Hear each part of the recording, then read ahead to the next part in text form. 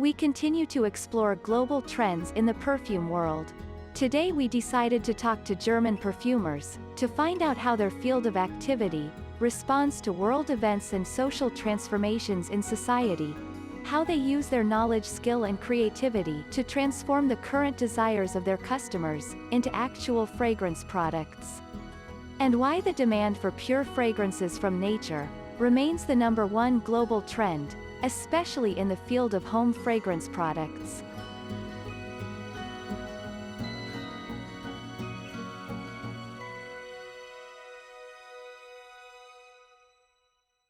We visited the independent, family company FREY&LAU, located in the north of Germany.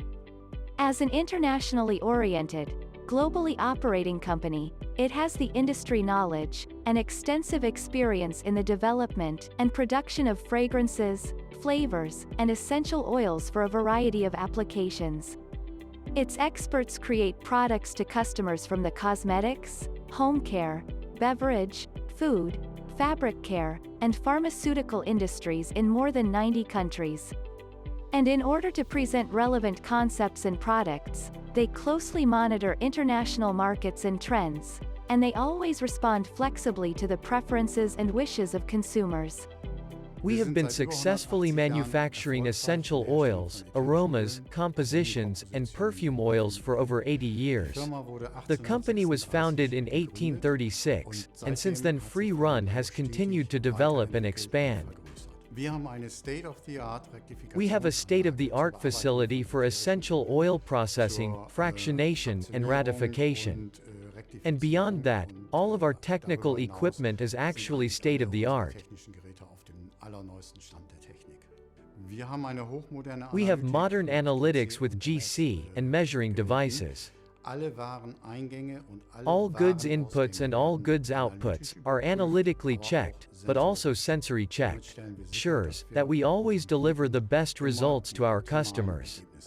We talked to the head of the department and the chief perfumer of the company, Fred Narashkevitz, who had a chance encounter with perfumery when he was working as a photo designer, and became fascinated by this profession. And that was like an initial spark, like an explosion in my head.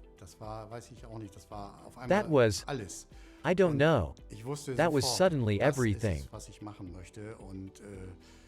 And I knew immediately that this is what I want to do. As a perfumer with 30 years of experience, he knows what path a specialist must go through before becoming a master of his craft, how education and constant continuous development are important for a perfumer. A study or training is indispensable for a perfumer. Ultimately, we are talking about 2,000 raw materials that you have to master. You really have to learn them, and therefore smell them. And there are smell tests made during this training, which in most cases lasts 2 years. That's the absolute basic training, and then you develop further. After the training you are a trainee, then a junior perfumer, then a senior perfumer. So you need a foundation. It's like a craft, that you first have to learn the basics, and then after that you can develop and evolve. Many successful products on the market bear the creative signature of their creators. As the expert told us, the element of creativity, along with experience and technical knowledge, plays an important role in getting a great result in perfumery. It doesn't matter if you're a man or a woman. You simply have to absorb many things from the environment, and it is also creativity. Because only through this can perfumery continue to develop, or can you develop a perfume or an oil perfume. Yes, there is a lot of technical know-how, but you also have to be creative. Sometimes you have to do things that don't make any sense, that don't have any logic, but that still work. And those are the creative aspects of the whole thing. Of course, it has to be technically correct, because in the end we need a scent, a perfume, that smells good, because otherwise no one would like it. Even outside of work, Fred's sense of smell and brain work like a perfumer's tool. He continually draws ideas from the world around him, and is most inspired, of course, by nature. In my everyday life, I am a smelling person. So, the nose is of course, the most important tool for a perfume, so to speak. And actually, I always walk around smelling, consciously and unconsciously. Everything flows into me, and I enjoy running in nature, through the forest, or by the sea. And there too, I take in all the smells, and sometimes it's analytical, and you try to classify it. But sometimes it's easy, I enjoy it, and just let it flow and save it in my head, and then use it later for my compositions. He even intentionally surrounds himself with flavorous fruits and flowers, to create the distinct fragrance compositions that will evoke emotions, memories, calm, contribute to a feeling of happiness, just like nature's finest scents. And when it comes to a fruity composition, then it can also happen that I somehow buy more fruit, or even have it in front of me. Or I taste it later, if it is so about a pear fragrance or a strawberry fragrance. Or even if it's flowers, that I then buy flowers and smell these flowers, and then let that flow into my work. And then I write a recipe, a composition, consisting of different raw materials. And then it gets mixed up in the laboratory. And then I can hardly wait to really smell the finished result. And my tool of the trade is a strip. It's a strip of paper, a thin strip of paper, which I then dip into this perfume oil, and then I smell. So an important tool in this case is my nose. And then the mind game actually starts. Or sometimes something like fireworks or electricity, so that you just absorb everything, the whole scent. And then comes the analytics. Should I change something here, add something one or the other? And this thinking about things has been going on for some time. With the rise in popularity of natural perfumes, you cannot completely ignore modern synthetic ingredients, which also provide a diversity of final products, and are often as good in price and quality, as natural essential oils. In my daily work, or as a perfumery in general, I use natural essential oils or absolute and synthetic raw materials. And it's actually in every fragrance, or in almost every fragrance, it's a mixture, because that there's also a certain diversity. In the early days of perfumery, there were only natural raw materials, and perfumes were limited. And then it happened, that in the course of the Industrial Revolution, synthetic raw materials were also developed. And that meant that it was actually really possible to create very complex fragrances. And it's actually generally the case today, that we always have a combination of both, unless it's about pure natural perfumery, where we really only use natural raw materials of plant origin. The rest is the same. You can't say now, only the natural raw materials are better and more expensive. So of course, there are natural raw materials that cost a lot of money. If you consider that you have to distill 3 or 5 tons of rosé petals to produce 1 kilo of rosé oil, then you can imagine that it can cost thousands, and we're talking about 6,000 euros to 12,000 euros per kilo of rosé oil. But there are also synthetic raw materials that are very, very expensive.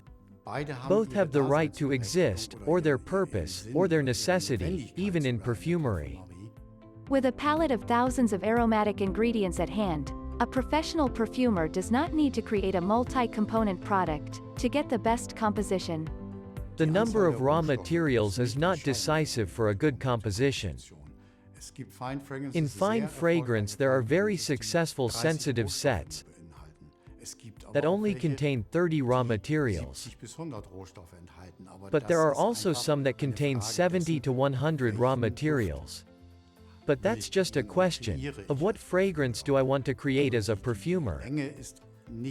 So the length is not decisive, it's the choice of raw materials that matters and how do I combine them. Creativity is really the key criterion. And nowadays it is actually the case that we are required to keep our compositions relatively manageable, because otherwise it simply cannot be produced, or the production costs are too high. Like ancient alchemists, modern perfumers conjure in their new high-tech laboratories, in search of their philosopher's stone, the perfect fragrance. Yes, I haven't found the philosopher's stone yet, but I'm working on it. As a perfumery, I strive to always achieve the ultimate result. It's just mine, my drive, my aspiration. It's not a job for me, it's a calling, it's a passion.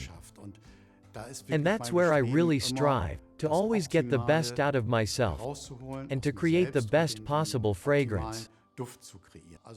I estimate that I develop or create 2,000 to 3,000 compositions a year.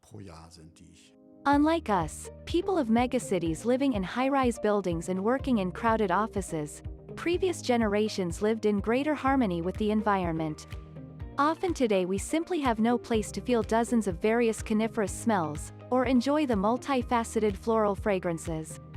Having gained stable social ties and economic well-being, modern people are increasingly returning to their roots, which is also reflected in the current trends in the consumer world, from fashion to interior decor.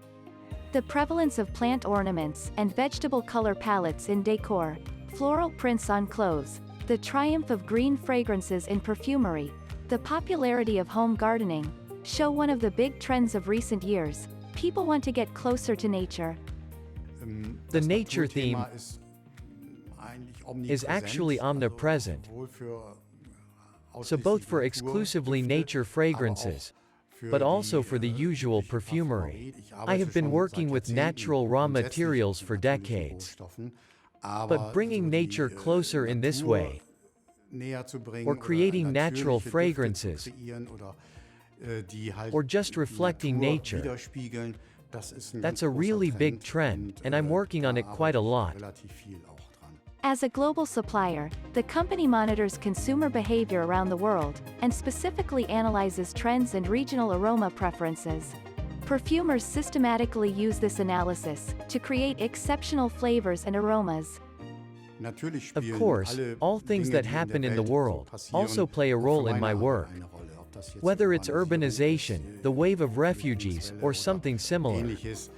Of course, the global pandemic with its restrictive regime has affected the work of perfumers, especially those who create fragrances for the home.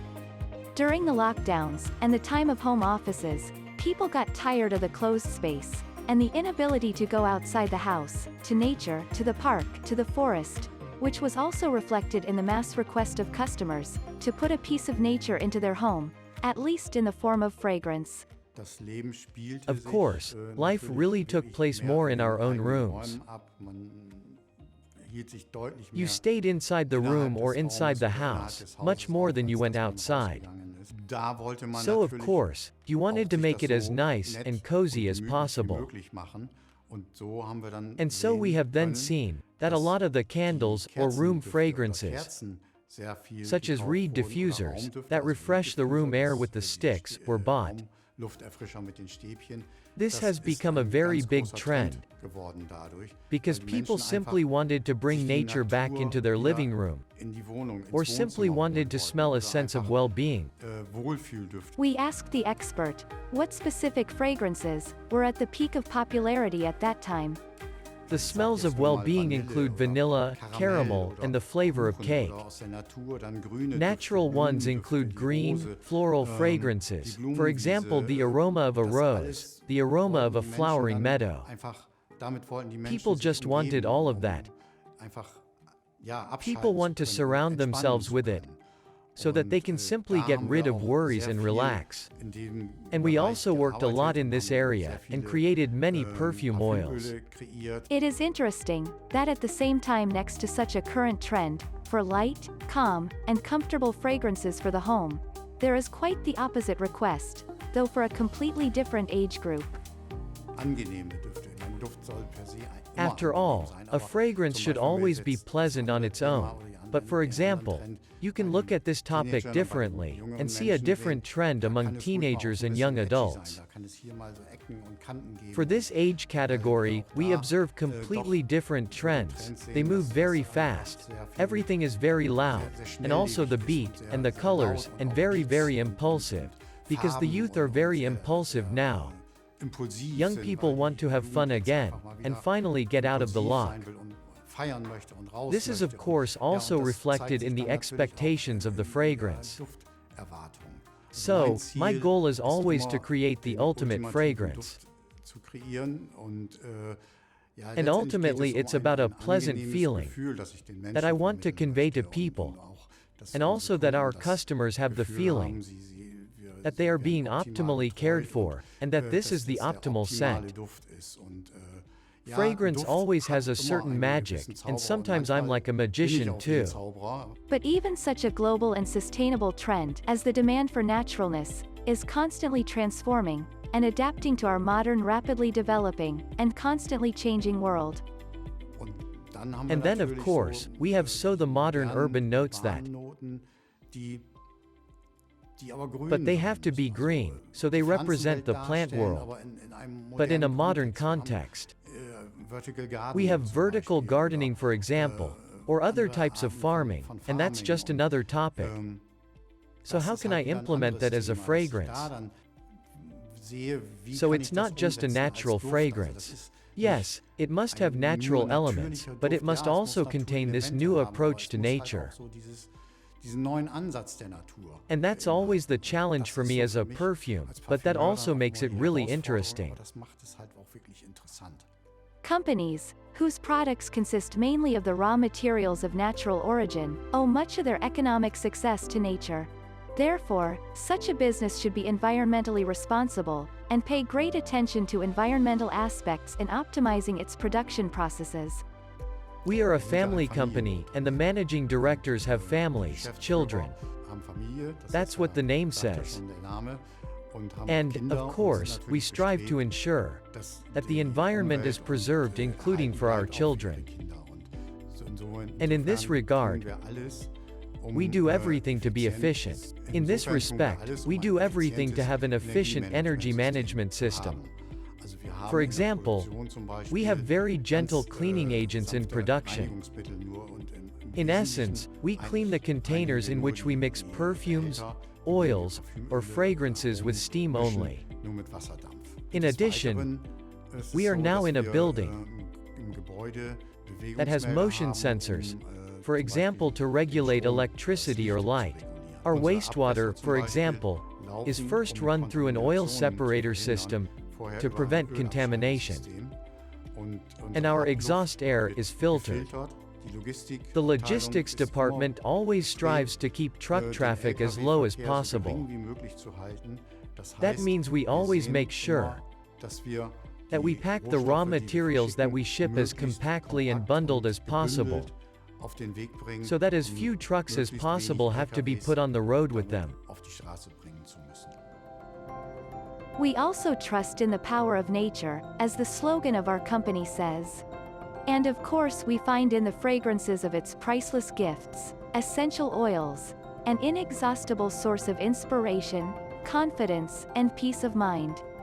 We want you to enjoy the variety of their shades and moods.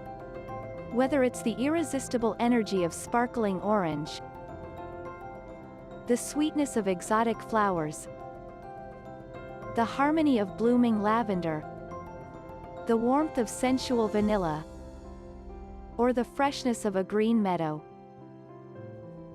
Fill your home with the aromas of pristine nature, and turn it into a place of strength, comfort, and pleasure with Aromatica products.